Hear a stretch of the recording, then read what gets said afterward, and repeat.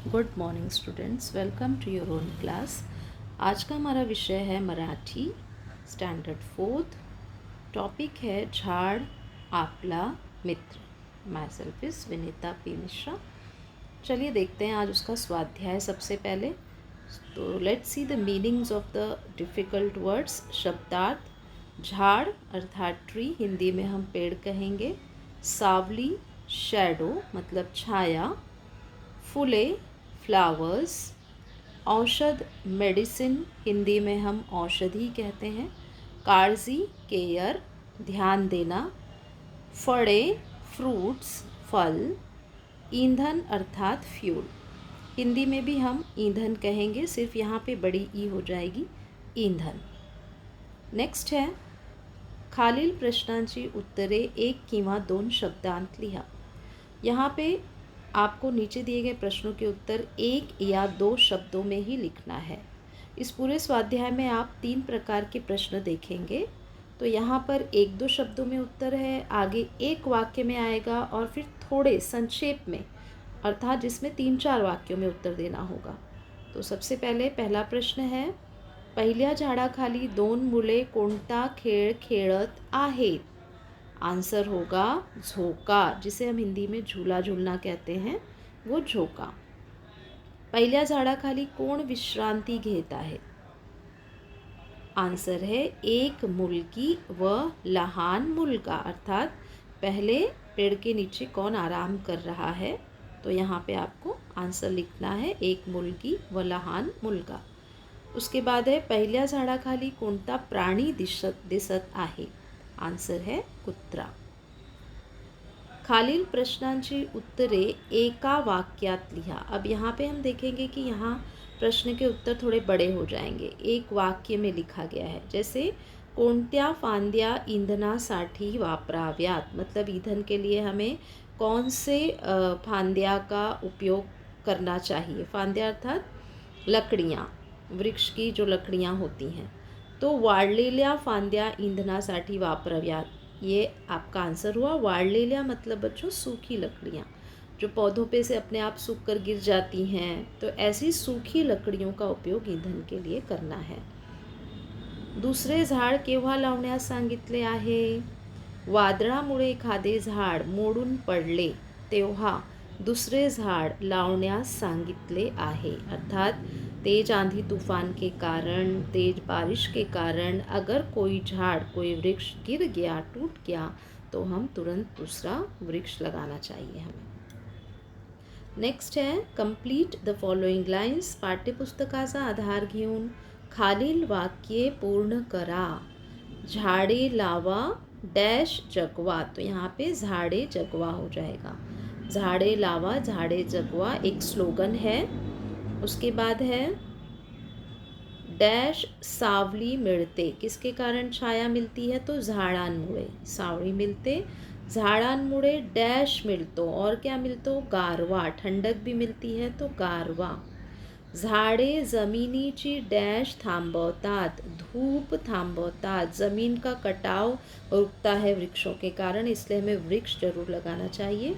झाडे डैश ठेवतात, क्या ठेवतात? यहाँ 2 शब्द आएंगे, हवा शुद्ध, तो झाडे हवा शुद्ध ठेवतात। झाडांमुळे डैश होते, अब 2 शब्द यहाँ पे भी हैं, प्रदूषण कमी होते, झाडांमुळे प्रदूषण कमी होते। नेक्स्ट क्वेश्चन, प्रश्न नंबर 4। यहाँ पे अब तीसरे टाइप का देखिए प्रश्न आप देख रहे हैं, जिसका उत्तर है थोड़क्यात लिहा।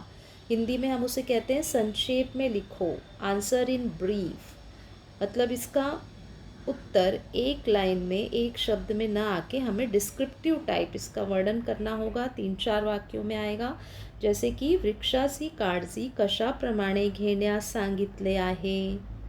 वृक्ष स्वयं बता रहा है कि वो अपना ध्यान कैसे दे, तो ये क्वेश्चन आपसे पूछा जा रहा है कि वृक्ष का ध्यान कैसे दिया जाना चाहिए। तो हमें आंसर देना है वृक्ष लावल्यावर त्याला पाणी घालणे, मतलब उसे पानी देना है रोज। फक्त वाळलेल्या फांद्याचा ईंधनासाठी वापरणे, सूखी लकड़ियों का ही उपयोग ईंधन के लिए करना। वादळामुळे झाड़ मोड़ले तर दूसरे झाड़ लावणे, आंधी तूफान वर्षा में यदि कोई झाड़ टूट भी गया, गिर गया तो हमें तुरंत दूसरा वृक्ष लगाना है, दूसरा पौधा लगाना है, वृक्ष न तोड़ने। तो सबसे बड़ा तो ये रीज़न है कि आप पेड़ों को मत काटो, खूप प्रमाणात झाड लावणे, अधिक से अधिक प्रमाण में वृक्ष लगाइए, याप्रमाणे वृक्षाची काळजी घेण्यास सांगितले आहे। नेक्स्ट क्वेश्चन है, झाडे आपल्याला काय काय देतात ते लिहा। आपके दोनों बॉक्स में, एक बॉक्स में यही लिखा है कि वृक्ष हमें क्या देता है टेक्स्ट बुक में, और दूसरे बॉक्स में ये लिखा है कि उसका ध्यान कैसे देंगे। तो हमें क्या क्या देता है वृक्ष, ये क्वेश्चन है। आपको आंसर कैसे लिखना है, झाडे आपल्याला उन्हात सावली देतात, फळे फुले, काही झाडांपासून आपल्याला औषधेही मिळतात, दिवसभर आपल्याला ऑक्सीजनचा पुरवठा करतात। जितना भी वाक्य बॉक्स में लिखा है उसे हम यहाँ पर लिख दिए हैं, ठीक है। तो हमेशा याद रखिए कि ज्ञान कहीं से भी मिले, ज्ञान लेना इम्पॉर्टेंट है, वरना बुक्स, लाइब्रेरी, गूगल सब कुछ भरा पड़ा है लेकिन हम उसका यूज़ नहीं करते। तो कृपया इसको पढ़िए बार बार। अब यहाँ पर हमें वृक्ष हमें क्या देता है ये दिखाया गया है। अब आपको पढ़ते समय मात्राओं पे ध्यान देना है, जहाँ पे कॉमा है, विराम चिन्हों का ध्यान देना है, तब आपका पढ़ना सार्थक होगा। उसके बाद है, पुढील शब्दांचे समानार्थी शब्द लिहा, अर्थात राइट द सिनोनिम्स, मतलब समानार्थी अर्थात समान अर्थ वाले शब्द। जैसे सावली को हम और क्या कहेंगे, तो छाया कहेंगे, मराठी में भी हिंदी में भी, या छाँव हम कहते हैं।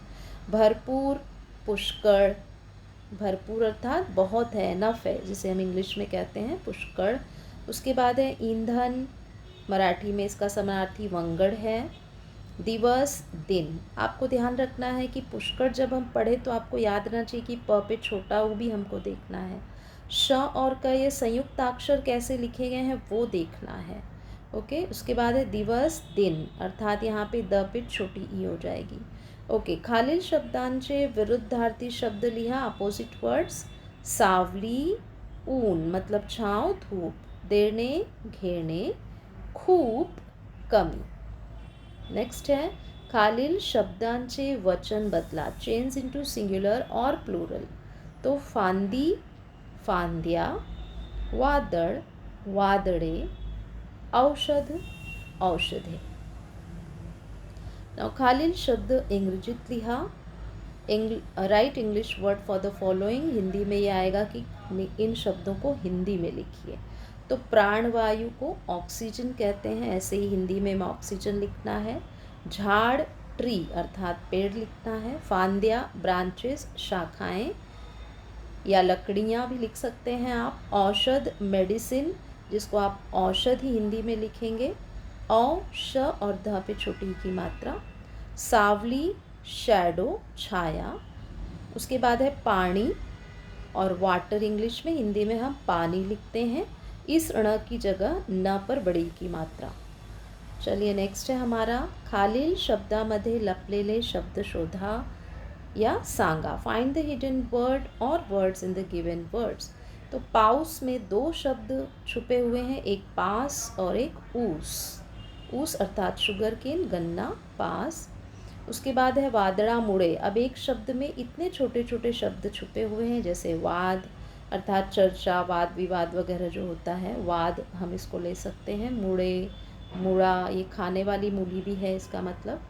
इसके बाद है वाड़ा, तो पास, ऊस, वाद, मुड़े, मुड़ा, वाड़ा। तो इस तरह के सार्थक शब्द बनाइए, पढ़ते रहिए, सुरक्षित रहिए। मिलते हैं नेक्स्ट वीडियो में।